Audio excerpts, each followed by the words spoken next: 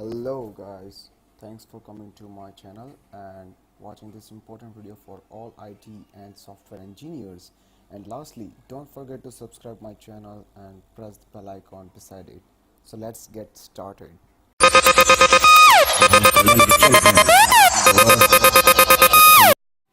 Hello guys, today the first news is Tokyo is opening a digital art museum. Mark this island of Odaiba as your next art destination. The wildly creative 400 strong Japanese tech art collaborative Team Lab announced plans to open its first permanent exhibition space in Tokyo this summer, called Digital Art Museum. The full name is Mori Building Digital Art Museum Team Lab Borderless. The new 10,000 square meter gallery space will be established in the Palette Town section of Odaiba, a man-made islet in Tokyo Bay. Based on Team Lab's reputation for blockbuster immersive exhibitions, Digital Art Museum promises to draw legions of art lovers, especially those enamored by taking art selfies in dazzling environments. Founded by mathematical engineer Toshiyuki Inoko in 2001, TeamLab is comprised of artists, programmers, engineers, computer animators, mathematicians, and architects who collectively ascribe to the descriptive ultra technologist. As a practice, names of TeamLab members are not cited in works, okay? So they have a flat organizational structure and emphasize collaboration over individual genius. They're also very particular about the spelling of the name, like small t and big L. Their mission is to explore how humans relate to nature in an age when much of our life is governed by technology.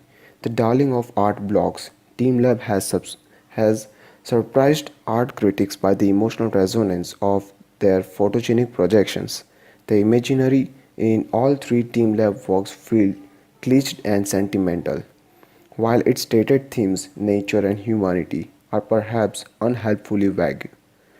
But somehow, the mashup of traditional and new, handmade and high-tech pulls you in, and you succumb to these works' inner logic, writes Boston Globe's art critic about a 2015 exhibition at the Radcliffe Institute of Cambridge, MA. Now, the second news is Google Earth's new tool lets you measure the distance and area of anything on the map. Okay. Google is making it easier for users to measure distance and area between any two places on Earth. The search giant on Monday unveiled a new tool for Google Earth that will enable users to measure the distance between any two points on the planet. The new feature can also let users measure areas such as a park near your house. Google claims that the new feature called Measure tool has been one of the most requested among users.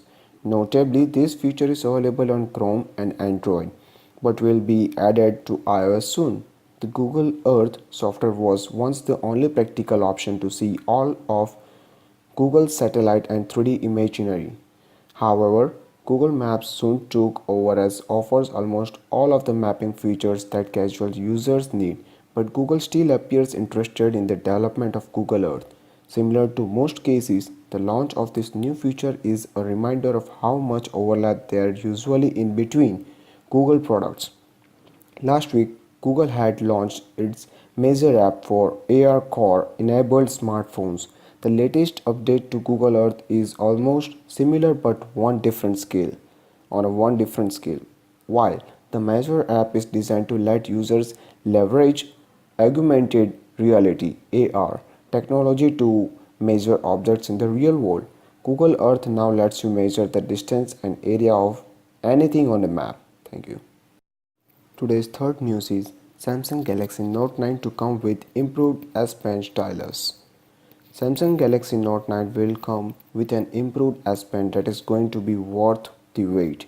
A tweet by usually reliable tipster Ice Universe claims that the next generation S Pen stylus will be massively improved over its predecessor.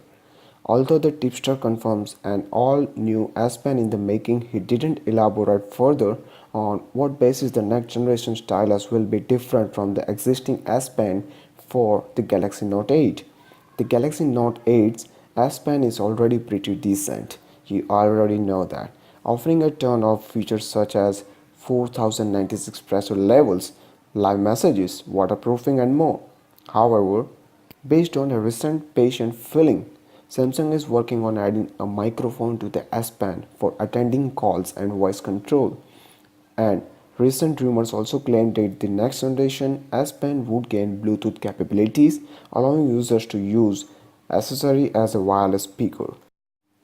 Our fourth news is Facebook launches high-end magazine Grow. Facebook has quietly launched a high-end print magazine in the UK and Northern Europe called Grow, but don't be so quick to call it a magazine, even though Grow is labeled as a quarterly magazine for business leaders on the physical cover. Facebook says it is actually a marketing campaign. Grow by Facebook is a business marketing program that shares thought leadership content directly with our clients through an annual event as well as print and online marketing channels. Lilia Woodington, Facebook's head of business marketing for Northern Europe, said in a statement that we do not sell any advertising or charge for any of the events or content as this is purely intended for marketing communication purposes. Still, Grow appears to have an editor-in-chief listed in its pages, along with roles typically found at a magazine publication like a creative director, though the welcome note was written by Facebook executive Nicola Mendelssohn, who was who also called it a magazine in her message. Companies creating their own media is far from new.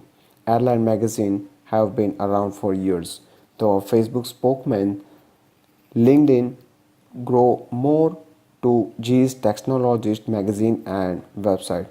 Grow's content is written by copywriters commissioned by Facebook and overseen by Facebook marketing team. The spokesman said the magazine target audience is business leaders. Grow was born out of a series of exclusive events for business leaders launched by Facebook's UK team 3 years ago. Now they have expanded the events to include a print magazine that will be available to those on a special mailing list at Grow events and at British Airways lounges. Gross content will also live on its Facebook page, its blog, and a new digital home that is coming soon, according to post on its micropage. Like airline magazines, Grow features a combination of interviews and spotlights on certain businesses. The first edition of the quarterly magazine would fit in with any high-end hipster lifestyle publication. Its cover features the bearded tattooed creative director of H&M's new fashion label, Oscar Olsen, dubbed the Millennial Whisperer. Our next and last news for today is the Nokia 3.1 officially arrives in the US for $159. When HMD Global announced the Nokia 3.1, the company kept quiet on whether the phone would make it on the US. HMD Global finally answered that question today. When the company officially announced the Nokia 3.1 for the US, the phone will be available from Amazon, Best Buy, and B&H Photo Sharing July 2 on July 2 for $159. These are the links at the bottom of the of this video for each retailer's listings. The announcement might not surprise some people since we already saw the Nokia 3.1 available for pre-order through Amazon and B&H Photo. Still, we no longer have to wonder if the phone will officially be sold in the US with warranty and all. As a recap, the Nokia 3.1 features are 5.2-inch display with an aspect ratio of 18:9 and the resolution is 1440 by 720 resolution and the primary camera is 13 megapixel and octa-core MediaTek MT6755 chipset processor and the RAM is 2 GB and we can expand the storage up to 16 GB of storage and the battery is 2990 mAh and a headphone jack. Even though there is a version of Nokia 3.1 is 3 GB of RAM and 32 GB of storage, HMD Global made no mention of it in the press release received via mail. It looks like it may not be available in the US, though the Nokia 3.1 is also a part of the Android One program. In addition to running a clean build of Android 8.1 Oreo, the phone will receive 2 years of major updates and 3 years of monthly security updates. You can find the Nokia 3.1 at the links below. The phone is available in the blue and copper, black and chrome, and white and iron.